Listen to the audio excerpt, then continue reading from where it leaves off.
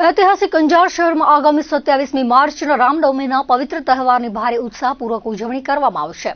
આ નિમિત્તે શ્રીરામ ઘનશ્યામ જન્મોત્સવ ટ્રસ્ટ દ્વારા યોજાનારી ભવ્ય રથયાત્રા અંગેની વિગતો અપાઈ હતી।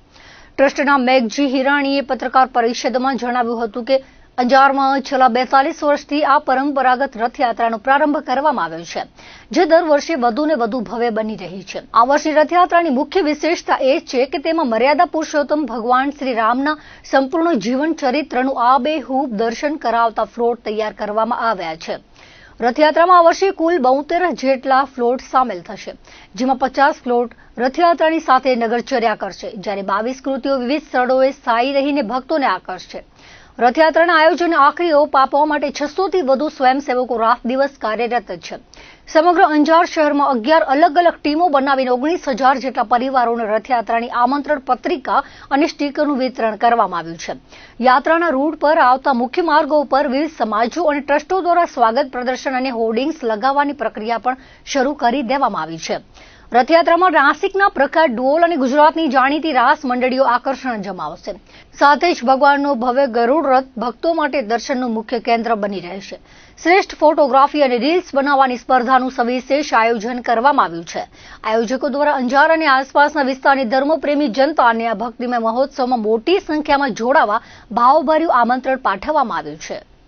શ્રી રામ ઘનશ્યામ જન્મોત્સવ ટ્રસ્ટ દ્વારા 42 વર્ષ પૂર્વ એક હાથલારીની અંદર રામલલાની મૂર્તિ લઈ અને રથયાત્રાનો પ્રારંભ થયો હતો।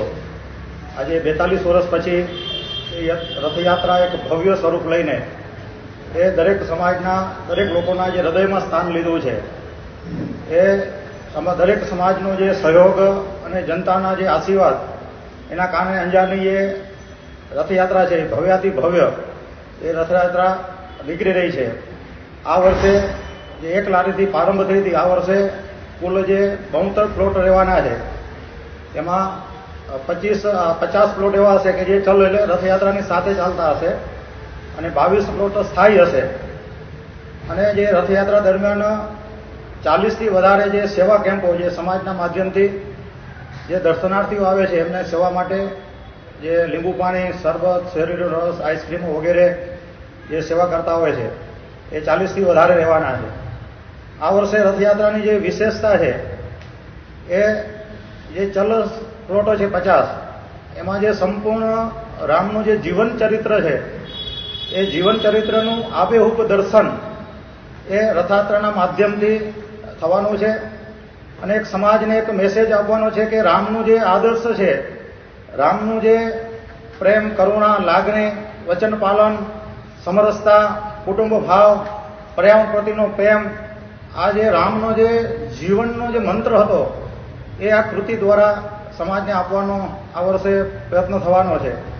એની સાથે એ રથયાત્રાના તૈયારીઓ માટે અંજાર શહેરની અંદર 11 વસ્તીમાં 11 ટીમો બનાવીને એ 11 ટીમોના માધ્યમથી 19,000 પરિવારોમાં જે એક આમંત્રણ પત્રિકા સ્વરૂપે જે ભારતના જે મંદિરો છે, મંદિરોના ઇતિહાસ અને આમંત્રણ સાથે અને એક સ્ટીકર, એ દરેક પરિવારના સ્ટીકર લાગે છે। આમંત્રણ સ્વરૂપે પુસ્તિકા આપી અને યથાયોગ્ય સમાજ દ્વારા જે નિધિ આવે છે એનું સંકલનનું કામ અને બાકીના બધી જ વ્યવસ્થામાં 600થી વધારે સ્વયંસેવકો, કાર્યકર્તાઓ એમાં લાગેલા છે।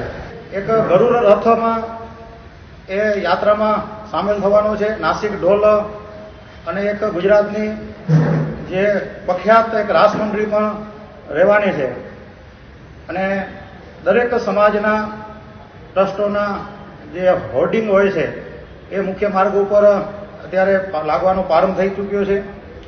સાથે અંજારના દરેક સમાજ શ્રેષ્ઠીઓ, એસોસિએશનોની એક બેઠક 21 તારીખના સાંજે 8:30 વાગે નિર્ધારિત કરેલી છે કે રામનવમીના 27 તારીખે એ બધા જ સમાજો પોતપોતાના વિસ્તારમાં, પોતાના મહોલ્લામાં એ રામના પ્રાગટ્ય દિવસે એ બજારો શણગારે, ક્યાંય રંગોળી થાય, રથયાત્રા દરમિયાન પુષ્પવૃષ્ટિથી રથનું સ્વાગત થાય અને રામના આદર્શો એ જીવનમાં ઉતરે એવો વિષય એ સમાજના શ્રેષ્ઠીઓ સમક્ષ મૂકવામાં આવશે। સાથે દર વખતની જેમ આ વખતે પણ ફોટોગ્રાફી અને રીલ્સની સ્પર્ધા એ આકર્ષણનું કેન્દ્ર રહેવાની છે. જે મુખ્ય આપણો જે રથયાત્રા છે એનો એક સમય હોય છે. એ સમયો આપણે રાજા કાપરી મંદિરથી બપોરે 2 વાગે પ્રારંભ થશે અને ગંગા નાકે ઓક્ટર ચોકી, ગંગા નાકું, શાક માર્કેટ થઈ અને સવાસન નાકે એ પહોંચશે. એ દરમિયાન આપણે શ્રી સ્વામિનારાયણ મંદિર જે નવું મંદિર છે એમાં ધર્મસભા હશે, જે 2:30 વાગ્યાથી 4 વાગ્યા સુધી એક ધર્મસભાનું આયોજન કરેલ છે. એમાં દરેક ધર્મપ્રેમી જનતાને આમંત્રણ છે અને ધર્મસભા જેવી પૂર્ણ થશે ત્યાંથી સામયું એ 4 વાગે સવાસન નાકે પહોંચશે એટલે રઘુનાથ મંદિરથી દિવ્ય અને ભવ્ય રથયાત્રાનો એ પ્રારંભ થશે. સંતો, મહંતો અને સમાજના શ્રેષ્ઠીઓ અને દાતાઓશ્રીઓના માધ્યમથી એ રથયાત્રાનું પૂજન કરી અને રથનો પ્રારંભ થશે. અને એ રથયાત્રા જે દર વર્ષના રૂટ મધ્ય મુજબ એ રઘુનાથ મંદિરથી લોહાણા મહાજનવાડી, રામ ઓટો, વાઘેરિયા ચોક, રતનપુરા, સચ્ચિદાનંદ મંદિર, મોહનરાય મંદિર, રામસખી મંદિર, માધવરાય મંદિર, પછી કસ્ટમ ચોક, 12 મીટર રોડ, દેવરિયા નાકા, tower, post office, bus station, Gayatri 4 રસ્તા, હાઉસિંગ બોર્ડ, નયા અંજાર, ચકરવા, ત્યાં પાતાળેશ્વર મહાદેવ મંદિર છે.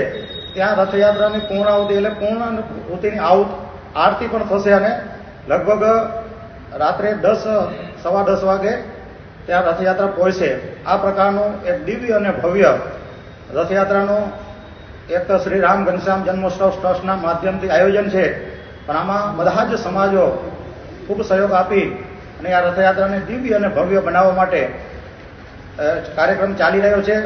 એમાં અંજાર અને આજુબાજુના દરેક ધર્મપ્રેમી જનતાઓને તારીખ 27/3/2027 આ 2026 બપોરે 4 વાગે રઘુનાથ મંદિરે અને પછી રાત્રે 10 વાગ્યા સુધી જે રૂટની અંદર દર્શનનો લાભ લેવા ભાવભર્યું આમંત્રણ છે.